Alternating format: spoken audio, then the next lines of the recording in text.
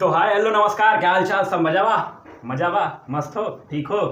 तो आज हम लोग बहुते ढेर नहीं पढ़ने वाले हैं, एकदम थोड़ा सा पढ़ेंगे, एक क्वेश्चन, ठीक है। तो स्वागत है तुम सभी का तुम्हारे प्यारे से प्लेटफॉर्म, नहीं सुंदर से प्लेटफॉर्म क्यूरियस फॉर यू पर विद क्यूरियस भैया। तो देखो आज का सवाल क्लास 10th के एक्सरसाइज 3.2 का क्वेश्चन नंबर 6 है, ठीक है।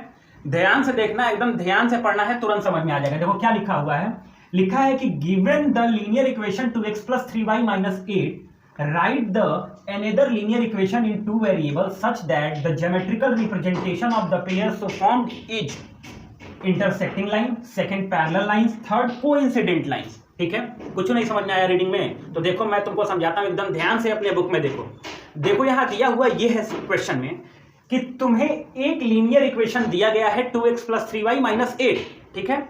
तुम्हें अपने दिमाग को घोड़े की तरह दौड़ा के, चीते की तरह दौड़ा के, ठीक है, यह सोचना है कि एक नया linear equation in two variables क्या बनेगा जिससे हम अगर उन दोनों इक्वेशन को कंपेयर करें तो ग्राफ पर इंटरसेक्टिंग लाइन आए या पैरेलल लाइन आए या कोइंसिडेंट लाइन आए।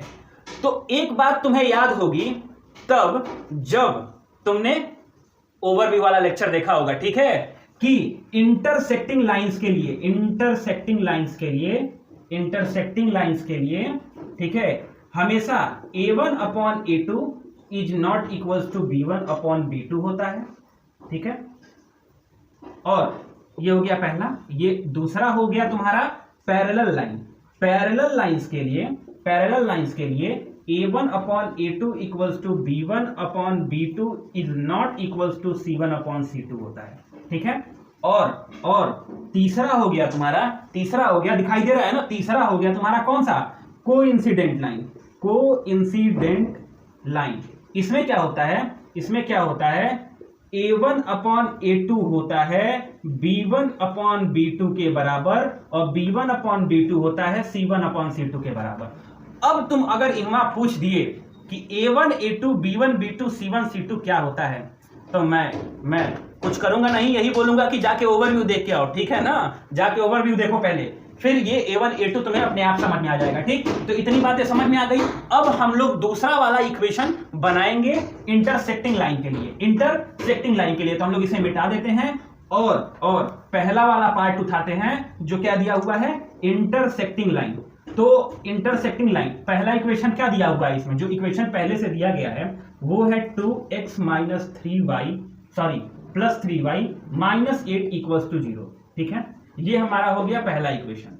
अगर हम दूसरा इक्वेशन ये सोच लेते हैं कि देखो, अगर हम यहां लिख ले 3 और यहां लिख ले 4, ठीक है, और यहां लिख ले 7, ठीक है, तो ये हम लोग नया वाला इक्वेशन जो बना रहे हैं, कुछ भी ऐसा सोचना है इंटरसेक्टिंग लाइन के लिए कि a1/a2 मतलब a1/a2 b1/b2 के बराबर नहीं होना चाहिए, तो वो तुम्हारा दूसरा इक्वेशन फॉर्म हो जाएगा। जैसे देखो यहाँ पे 3x + 4y - 7 = 0, ठीक है। ये हो गया हम लोग का दूसरा वाला इक्वेशन। अब तुम कंपेयर करके देख लो क्या दिया हुआ है, a1/a2 is not equals to b1/b2 होना चाहिए, यही होना चाहिए ना। तो देखो यहाँ पे a1/a2 क्या है, 2/3 और 3/4 कभी इक्वल नहीं होगा, ठीक है। तो ये प्रूव हो गया, पहला वाला प्रूव हो गया कि इंटरसेक्टिंग है। कैसे, जब हम लोगों ने ये दूसरा वाला इक्वेशन अपने दिमाग को चीते की तरह दौड़ा के सोचा, तो ठीक है।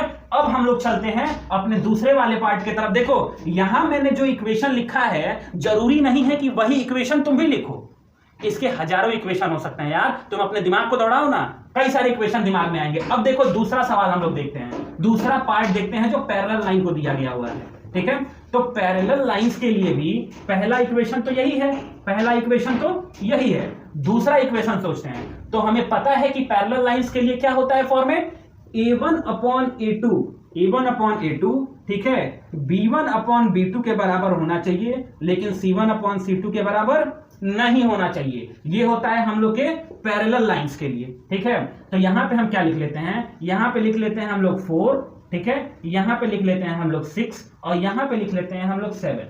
अब तुम देखना ध्यान से, 4x हो गया ना, फिर x हो गया, नहीं 4x हो गया, प्लस 6y - 7 = 0। ये हो गया हम लोग का दूसरा वाला इक्वेशन में देखो जी, याद नहीं करना है, बस दिमाग को चीते की तरह दौड़ाना है, ठीक है। तो अब देखो यहां तुम अब फिर से एक बार देख लो कंपेयर करके, a1/a2 2/4, ठीक है, b1/b2 इक्वल होना चाहिए, ठीक है, यही होना चाहिए ना, और नॉट इक्वल टू c1/c2 होना चाहिए। तो देखो 2 1 जा 2, 2 2 जा 4, 3 1 जा 3, 3 2 जा 6। अब देखो इसको हम ऐसे लिख सकते हैं 1/2 इक्वल्स टू 1/2 और इज नॉट इक्वल्स टू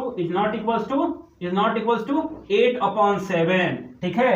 तो देखो हमने ये दूसरा वाला इक्वेशन इस तरीके से सोचा, तो हमारे पैरेलल लाइन के लिए ये वाला एग्जांपल, ये वाला इक्वेशन हो गया। समझे कि नहीं? समझ में आवत है? नहीं समझ में आवत है रोको, पीछे जाओ, फिर देखो, एकदम मत समझ में आओ। फिर भी नहीं समझ में आ रहा है ना, तो जाके ओवरव्यू जरूर देखो, ठीक है। अब देखो हम लोग चलते हैं अपने तीसरे वाले की तरफ, जो कि है कोइंसिडेंट लाइन। अब तुम्हें पता है कि कोइंसिडेंट लाइन के लिए अब्बे हम बताएं, एकदम अब्बे का अब्बे बताएं तुमको कहा कि कोइंसिडेंट लाइन के लिए हमारे पास क्या होता है कंपेयर करने के लिए क्या चीज होनी चाहिए, a1/a2 बराबर होना चाहिए b1/b2 के, और b1/b2 बराबर होना चाहिए c1/c2 के। मतलब ये तीनों एक दूसरे के इक्वल होना चाहिए, तब्बे ई कोइंसिडेंट लाइन होगा बच्चों लोग, ठीक है। अब देखो तो यहां पे हमें ऐसा सोचना है कि तीनों फॉर्मेट, तीनों कंपेयर करने पे a1 a2 b1 b2 c1 c2 बराबर आए। तो हम यहां लिख लेते हैं 4, यहां लिख लेते हैं 6 और यहां लिख लेते हैं 16, ठीक है। तो ये देखो ये हो गया 4x plus 6y minus 16 equals to 0। ये हो गया। हम चीते की तरह अपना दिमाग दौड़ाए नहीं यार, चीते की तरह दिमाग तो तुम लोगों का दौड़ता है, मैं घोड़े की तरह दौड़ा लिया, ठीक। अब देखो तो हमने दूसरा इक्वेशन बना लिया। अब क्या करेंगे हम लोग, देखो देख लो, तुम खुद कंपेयर करके देख लो यार, एकदम देख लो। देखो 2/4 और ये है 3/6 और ये है 8/16, ठीक है।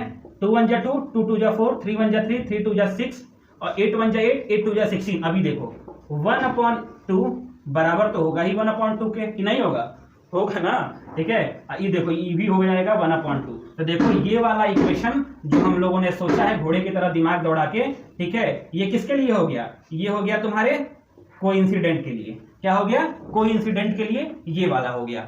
समझ में आया हो तो मस्त लाइक करो, सब्सक्राइब करो और अपने और भी दोस्तों के पास शेयर करो, और एकदम ध्यान से पढ़ो। हमारी परछाई आ गई, हटा दिया मैंने, ठीक है। ध्यान से पढ़ो। बाय बाय, टाटा, मिलते हैं नेक्स्ट लेक्चर में मस्त एनर्जेटिक बूस्टर डोज के साथ, ठीक है। Bye bye.